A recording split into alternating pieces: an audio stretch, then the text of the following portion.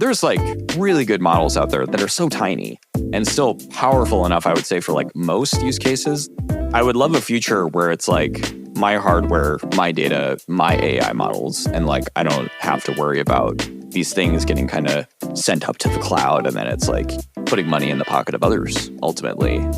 It'd be a beautiful future if like these things could work really well on like consumer grade hardware that ultimately could still serve good purposes.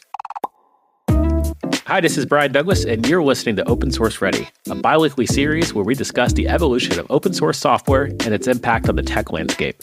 Along with my co-host John McBride, we'll explore topics like open source AI, the business, and the life and sustainability of open source. Open Source Ready is brought to you by Heavybit, the leading investor of developer-first startups. For more information, visit heavybit.com. If you're interested in being a guest on the show, or if you'd like to suggest a topic, find us at x.com/opensourceready. Welcome to the first installment of Open Source Ready. Open source is something that's like, if you touch software, you have touched open source, and it's hard to get away from. Like, that's a given. But what's actually really more in vogue than like that's happening right now is open source AI. What I want to do in this podcast is talk to founders, engineers, maintainers, folks who are working in this space specifically, and really just talking about like that and the fringes of open source. And what is truly open source? What is open source AI? With that said, I want to get ready to actually introduce our guest.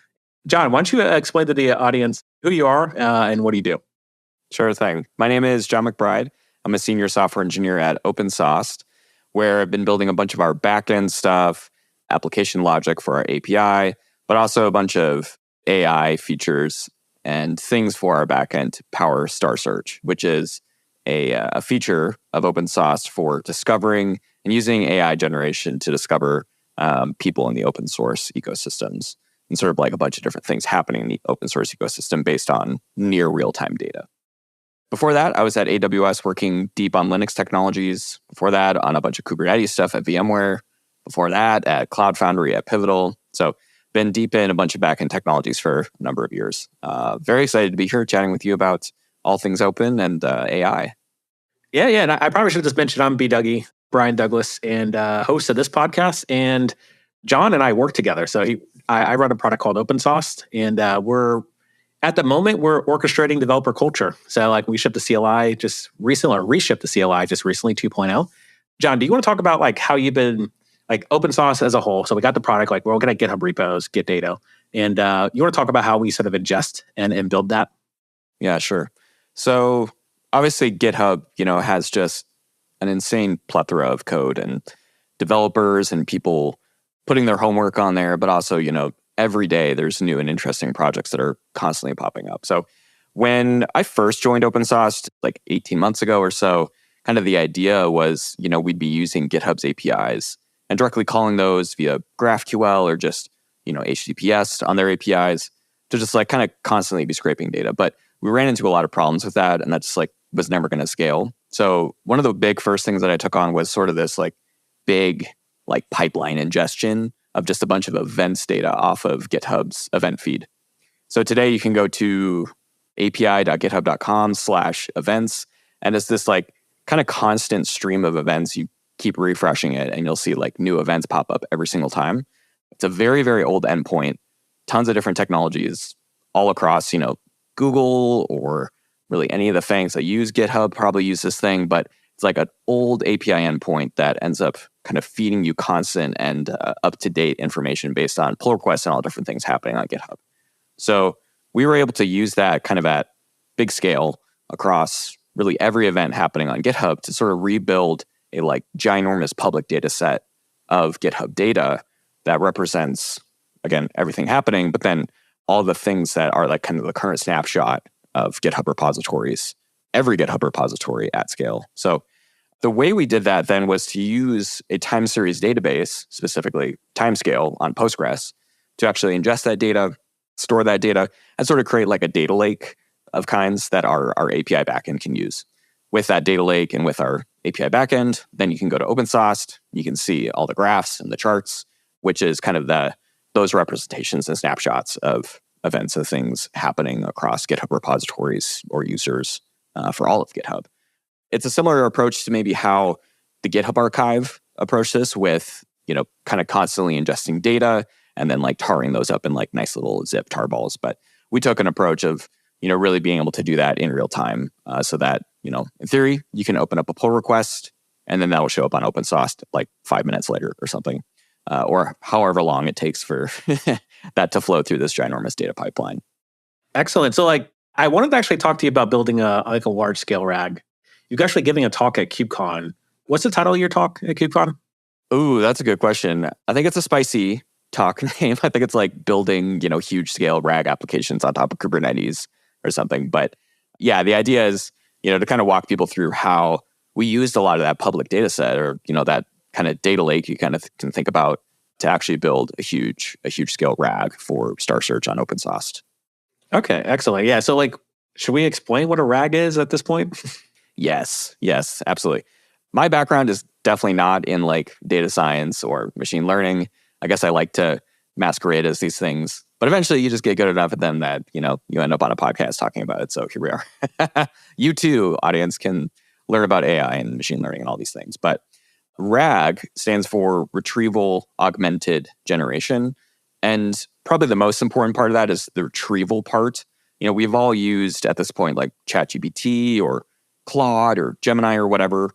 And that's really the like generation part of it, where you have some transformer model that can take some prompt and then do a bunch of text transformation and ultimately spit out something that, ultimately is pretty good, be it code or, a recipe or something. But oftentimes these transformer models haven't been trained with the most up-to-date information. Like it's just kind of a problem that, maybe isn't being solved for, but really it seems like the industry has approached it with like every 6 months, there'll be like a new model that maybe has like up-to-date training information or something. So if I wanted to ask about like, who is Travis Kelce dating or something? Taylor Swift. That's a good tongue-in-cheek question. Yeah. But it's hard to like not jump in and also like interview myself in this because I had a hand in this like development. But like one of the things I was testing for was ask like, what was the last major release of MS-DOS? Like that's open source today. And like that data is existing on GitHub. But when you asked it on like a ChatGPT or U.com, it's like, oh, well, Bill Gates, like he was the one that was CEO and like when it was developed and like these engineers, whatever's on Wikipedia. And I think what we're seeing, and like I think ChatGPT actually got better at answering questions about code and engineering and et cetera. Well, like code's been fine, but like who are the folks who like built the thing? That's been a challenge because they don't have the dead data vectorized in like part of their data set. Yeah. Or if that changed tomorrow, like that's another thing where if they cut another release of that or there was like some big new feature that showed up, at its base, these base models just wouldn't have that information. So yeah, the big part of that though is really the retrieval, where you can use big chunks of text that you put into like a system message for one of these AI models, or even getting more fancy where you go and retrieve that information from a database or from some kind of vector search or, whatever. There's all different kinds of techniques and things you can do for like that actual retrieval. But ultimately, in the retrieval augmented generation, you're like taking some additional piece of information and really kind of peppering the model with like, oh, hey, by the way, here's some like additional information that you should know about or that is relevant to this user's query or question. And then it can go and generate something like excruciatingly relevant based on that information you've given it. This is pretty close to sort of like Perplexity's core product offering, it seems, where like they can do a bunch of stuff with AI generation and text generation, but really like augmented based on retrieval from like the entire internet, which, is obviously something Google is kind of doing now as well, where you can ask Google a question and, Gemini will pop up with an answer right there. That's ultimately like a RAG workflow where it's giving additional context and information to a model. Yeah, so I did want to talk through like the approach for you building a RAG and like how you sort of found this context and like where were the sort of bells and whistles? What sort of technology did you reach for to build this? Because like there's a lot of choices, and I think I've had a lot of conversations about when I explain like Star Search and like what open source is. Did you just use OpenAI and like use embeddings and like yeah, sort of like we did that for a couple weekends, but then what we figured out is like that's expensive. So like, do you want to share a bit of that story? Yeah, absolutely. So knowing that we kind of had this big data set in Postgres and really, I guess, like a constantly growing data set in Postgres. So yeah, initially we tried a bunch of stuff with OpenAI, sort of took the initial rudimentary approach, sending a bunch of stuff to OpenAI, getting it to like generate text for us and stuff. We have this, big data set basically on Postgres that we can access and do a bunch of stuff with. And we started to explore not only what a sort of vector search on top of that data would look like for obviously very fast and accurate retrieval of relevant information, but then also how we could cut costs and save by running a bunch of inference using open AI models ourselves. And that ended up being kind of a bunch of this backend infrastructure around our Kubernetes clusters that we have for our backend, but then these like little services using something called VLLM on Kubernetes. And really what that is just kind of an OpenAI-like API, but something we can run on our own GPUs and hardware that we get on our cloud to then do inference. So we have GPUs, we can do inference. We have what looks like an OpenAI compatible API to then still use our clients to hit, the various endpoints and things for being able to do this RAG-like flow. And then that's ultimately what gives us the capability to provide our users the Star Search interface. Yeah, and like Star Search the goal was like, can you find folks within open source? Specifically like, hey, who are the folks who are like last maintained this? And like what was interesting about this is like everyone focused on, like we talked about the problem of like the data sets don't have the right context to ask the question of like, what was the last release from MS-DOS, or who are the maintainers for this project in 2017? But that was what we were trying to solve with Star Search. So we ended up indexing a bunch of issues and PR data, which gives you like a stronger signal outside of that. But we're essentially scraping GitHub. Like we're the event feed, it's open. It's been public for years. That's our secret sauce and how we've been doing that. But I'm curious to get your take on something that actually shipped recently. So this is like happy birthday to Cloudflare. So at the time of this recording is during Cloudflare's birthday. And they just announced like this Cloudflare AI blocking tool, which I know this was talked about in past. So I'm not sure if this is like the official like out of beta launch or if this is still beta. I missed that in the article. So I don't know if you actually skimmed that or caught that announcement. But in the same vein, like Google paid $60 million for Reddit's data. And I think the biggest miss is data when it comes to like building AI on AI. So like all legacy cloud or legacy startups and companies are having a field day in like implementing AI in their platform, but not everything's going to be accessible. So I'm curious, like, do you see things like things like Star Search or other projects where people are like ChatGPT, for example, where you have like this sort of all-knowing oracle of a chat? Like, do you think that world sort of like constricting? Yeah, that's a good question. I mean, personally, I do sort of see it constricting. I've even seen, like where these bot scrapers show up on like my blog, which, is sometimes like the most unhinged things. Like I wrote this whole thing about how I've used Tmux to like launch services and provide like a service mesh almost, which is disgusting if you know anything about Tmux or trying to like deploy services. But ultimately, I think it kind of ends up being maybe a few tiers where obviously there's like the lowest tier. There's like OpenAI, there's Google, there's even like Meta with the Llama models. They're trying to find like good raw text and data that they can feed into the next generation of transformer models, which will ultimately be, GPT 4, 5, 6, et cetera, Llama 3, 4, 5, 6, 7. But we've sort of like run out of data. Like they've just like scraped the internet at this point. Yeah. And, they're going now to places like Reddit where there's like really good new data showing up that is like pretty consistent and of somewhat good quality ultimately. OpenStash sort of exists in like another tier above that where like we are accessing sort of these like almost like sort of what I see as like public goods and public data inside of open source repositories that, enable like a brighter future. So maybe I'm biased because like I built the thing, but I do envision it's kind of going to be restricting, or like maybe there'll be like community pushback ultimately where people like me with my blog will say like, I don't want that. I don't want some mega conglomerate to be able to, soak up a bunch of like my hard work from my blog or something to then, be able to like kind of pass off as its own kind of thing ultimately. So this is another interesting thing that Perplexity has been asked about in the past because they're sort of on the forefront of this where, they're trying to like compete with Google or like compete on the search engine level, where their, I guess, sort of value add is like adding text generation via models on top of all that. But it'll like generate a bunch of stuff based on things that it like went and read and scraped from like the top search results. But like very often you don't find yourself being like, oh, cool, thanks, Perplexity. I'm gonna click through into something. Like maybe if it's like, ooh, this is a really good article, you should go read this or something. But usually you're just like, I got my information, I'm done. I'm not gonna like give ad revenue to, you know, news publications or people who maybe have like, you know, membership set up on their sites or something. So I guess to answer your question, I do envision it kind of restricting in the future. Yeah, I mean, I wonder if like the world becomes where, like, if I leave Facebook, for example, which I haven't left Facebook, so feel free to find me. I won't add you because I would log in forever. But like, I can export my data, and I could have like a data set of like college years to like when I had my first kid. It's like when I kind of stopped using Facebook. So like I have this data set, and like we all have these like data sets that it's like our personal. Like actually, a better example is like Apple Intelligence. Like I've got so many photos. Again, I mentioned I have kids and I've had pets. Like of a data set of like, hey, tell me about that one time when I did this thing at this one place, and I could use a geolocation feature within Apple.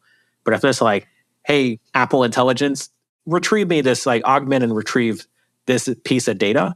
And I think Apple Intelligence is actually really interesting. I don't know if it's like the be all end all, like the actual example of this, but I think what they're doing is really interesting. So I guess my question to you is like, do we see more of a further lockdown of like our public data out there? And then we sort of protect that so that way we have a personal data set to do our own personal assistant, Copilot on our phones and et cetera. Yeah, that's a good question. I mean, I would love a future where it's like my hardware, my data, my AI models, and like I don't have to worry about these things getting kind of sent up to the cloud and then it's like, you know, putting money in the pocket of others ultimately. But like I do think the Apple Intelligence case is very interesting because they seem to be investing in kind of that approach a little more, where they have like small local models, I think, running on your phone. I think they also have cases where it's like going to go up to OpenAI to like do stuff with that partnership. But it'd be a beautiful future if like these things could work really well on like consumer grade hardware that, you know, ultimately could still serve good purposes. And there's like really good models out there that are so tiny and still powerful enough, I would say, for like most use cases. Like I've been playing around with this new OpenAI Strawberry or whatever it's called, O1 or something. Super overkill. Like there's very few cases that I actually need this thing. You know, usually like the mini models like Llama 3 that can just run on a MacBook gets me most of like what I need, or at least like most of the way there. Granted, I'm not trying to get it to always like do the most correct thing, you know, so if it's like, got to be like pretty close to 100% correct, then maybe you're off. But yeah, I'd love if there was a future where it's a little more of the kind of data sovereignty that like individuals were, you know, concerned with, and then, you know, using your hardware for like your stuff. I don't think that's too far off from like a typical open sourcey person's kind of view of like how they want to run software and like exist in the world of technology. Like I'd love if I could, or if I had like infinite time to, you know, like run a bunch of services at home. And I know people who have like huge, crazy NAS setups with like a bunch of local media and movies, and they don't use streaming services because, you know, it's that same idea where it's, you know, it's like, oh, I'm on a streaming service, it's not my media. They could just take that away tomorrow and it's not my media. You know, I don't have enough time for that, honestly. I wish I did. But yeah, I'd imagine that there's going to be a lot of those people in that camp, similar to how open source exists today, right? Yeah, it's like, it's not magic. There was one that like recorded your every move on your computer, and then you could always like recall it. Oh, I know what you're talking about. I can't remember either, but Well, folks in app mentioned me, BWO on Twitter, when you let me know what that is when this goes live. But I was thinking like things like your own Plex server, your own home assistant. Like I can run my own network, my own automation throughout my entire house. I could also run my own streaming and like have all my kids' videos and soccer games like on a server.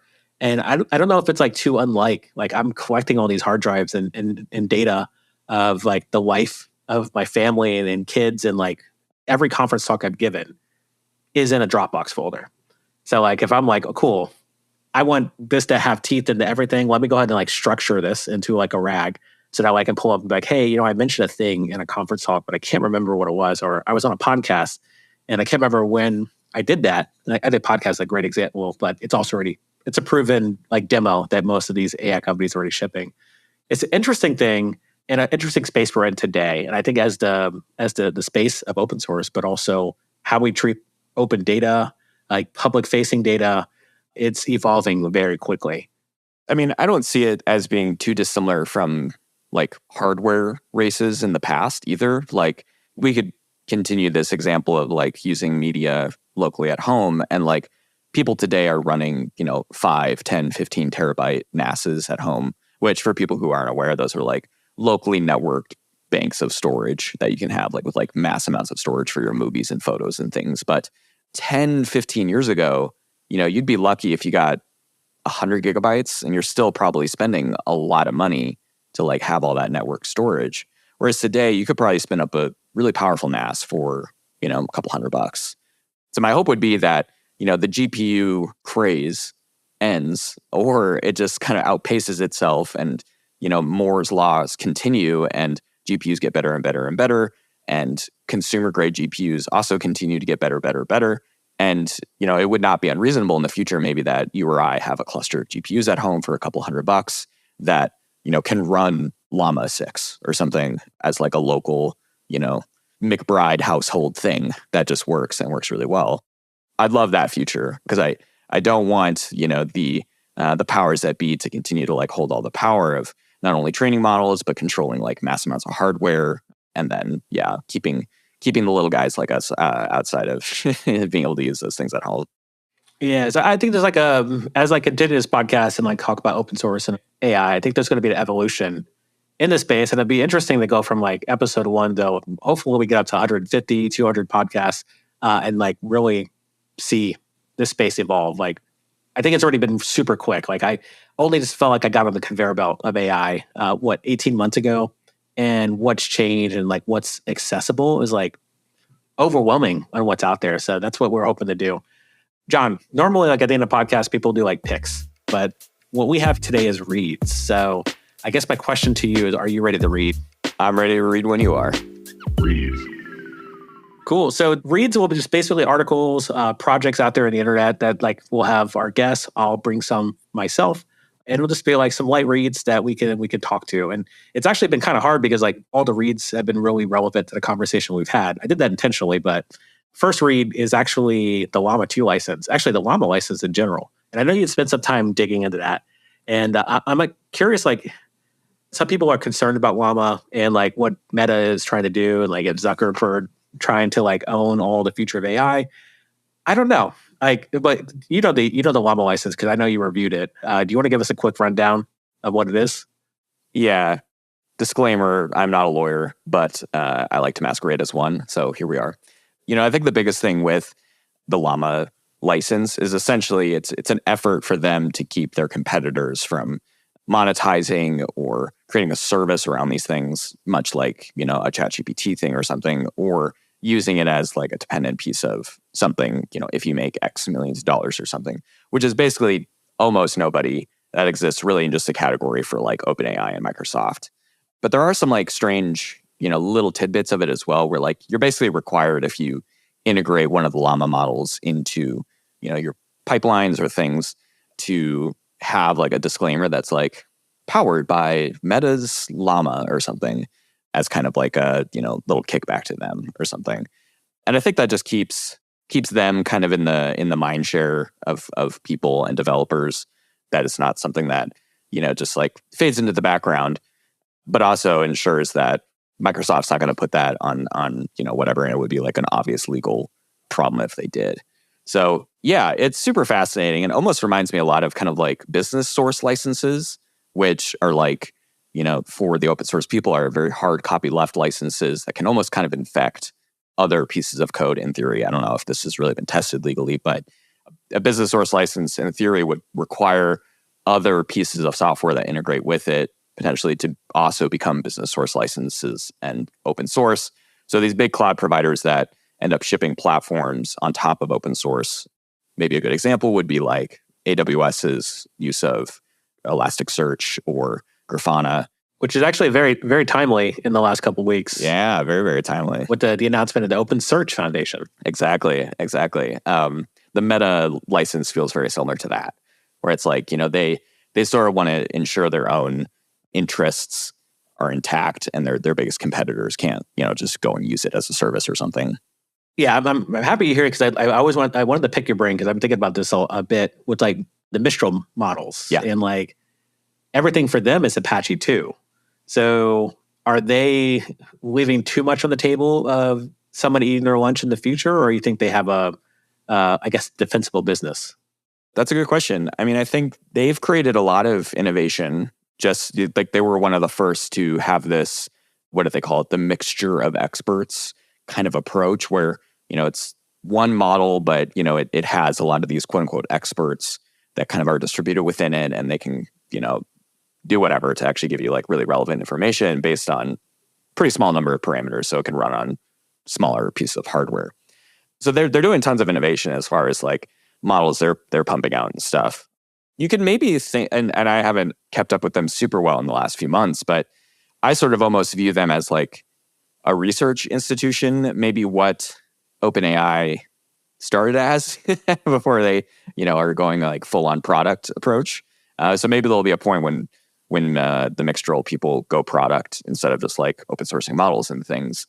But one thing I think about this a lot actually, is this thing Jeff Bezos said, years and years ago, which is your margins are my opportunity, something like that. Where basically what he's trying to say is that like, businesses and opportunities that maybe seem like too thin of a margin or something that like wouldn't be a good enough business to go into, or just like, we can't disrupt that, like it'd be too hard or something. That really is Amazon's bread and butter. And I think why they've seen like such massive success, not only in retail, but cloud as well. Like cloud is expensive, and, they've done incredible success with AWS. And I could almost see that being a similar approach with something like the Mixtral models is like, yeah, our opportunity ultimately is to be able to like source open these and put the weights out there and give them an Apache license so that they're like pretty permissible and they're still going to be like excellent. Like that's a good way to win the hearts and minds of developers. And then maybe 10 years from now, create like a really, really excellent product. I'm not sure. Yeah, I mean, there's a lot of like you mentioned Kubernetes early in your intro, and like all these like big infrastructure tools that had to open source first and establish itself as like the standard. And like Elasticsearch being one of them that has a business, but then obviously their license went back and forth as it recently went back. But then you have Amazon absorbing Elasticsearch's code to make it open source, and now it's fully open sourced again. Well, it was open source before, but yeah. There's like a lot to be said. Like, who knows who's going to win? Like, I think my bet would be on open source. I think I'm biased, but I think time will tell at this point. Like OpenAI now going, as of today of this recording, like a lot is happening. So like, I don't know how topical these podcast episodes will be, but today the CTO announced that she's going to be stepping down. OpenAI is going to go into fully for-profit mode. So like the open part of AI is now API maybe is open, but like the parts that are open are not going to be, not for you and me, but we can definitely pay for it for sure. Yeah, exactly. Yeah, it's a weird time. I mean, that's another thing I think a lot about is like the kind of bizarro state that like the ecosystem of open source sort of finds itself in. Like there's a lot of movement happening, obviously, in the market with people, moving jobs, getting, laid off, et cetera, et cetera. And like I think truthfully that the model that worked for a long time with open source was sort of this like kind of pay to win thing. Like even Kubernetes is a pretty good example where that was a Google thing for a very long time. And then other clouds got involved, like VMware, like AWS, because they wanted to provide a Kubernetes product that, other businesses could buy, services, et cetera, et cetera. And that even then birthed more open source initiatives like Rancher's K3s, and VMware had this thing that I worked on called Tanzu Community Edition, which was like a purely open source approach to VMware's flavor of Kubernetes. And like, in theory, that would have just like continued to blossom into like more and more open source. And it's like, all going to work because there's like business behind it. And like developers are going to use the kind of freemium thing that works really well, but then we want to scale the business and the enterprise around it. I think maybe not obvious to everybody, but feels obvious to me, with a lot of like layoffs that happen, or even like massive acquisitions, like Broadcom's acquisition of VMware. A big kind of hit to the Kubernetes community was a lot of people within VMware just not working on Kubernetes anymore. Because it's like, that was their job for a long time. And I think ultimately, it's a huge, huge lift to be expected to continue to work on huge scale cloud infrastructure technology when you're not really getting paid to do it, right? So I worry that, we're going to find ourselves in a scary situation where like the maintainers have kind of dried up, partly because the business around open source has kind of dried up. That's my sort of skewed perspective, though. I definitely admit that like I'm probably jaded coming from, a Broadcom acquisition through that, right? Oh, it doesn't show at all. But yeah, I mean, the benefit we get from folks like the CNCF, who like there's very clearly like a money operation that like funds KubeCon and funds all these other incubated projects and community around that.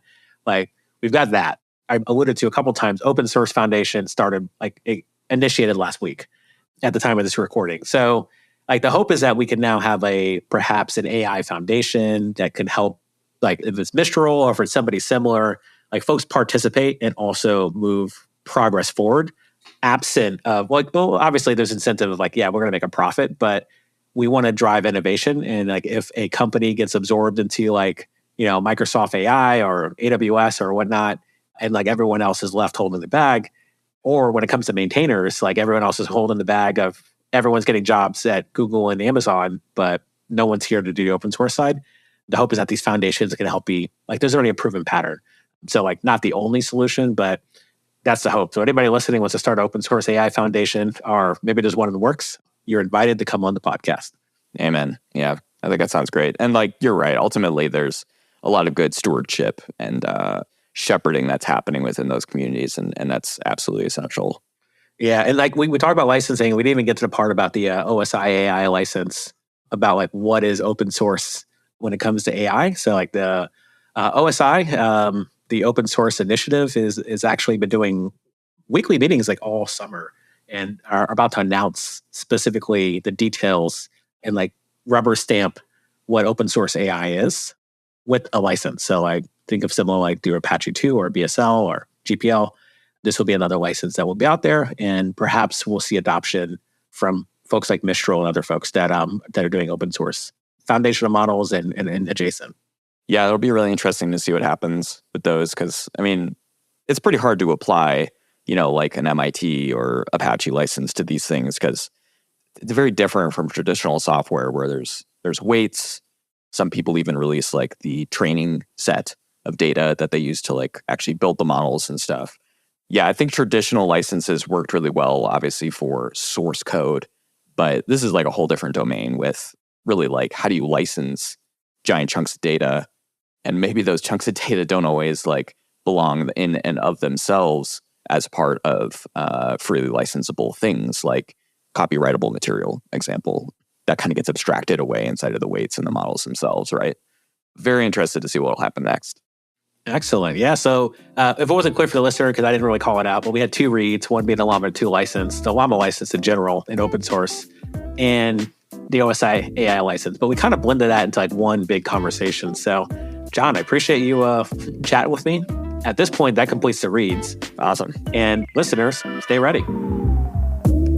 That's all the time we have for today. If you're interested in being a guest on the show, or if you'd like to suggest a topic, find us at x.com/opensourceready. Open Source Ready is brought to you by Heavybit, the leading investor of developer-first startups. For more information, visit heavybit.com.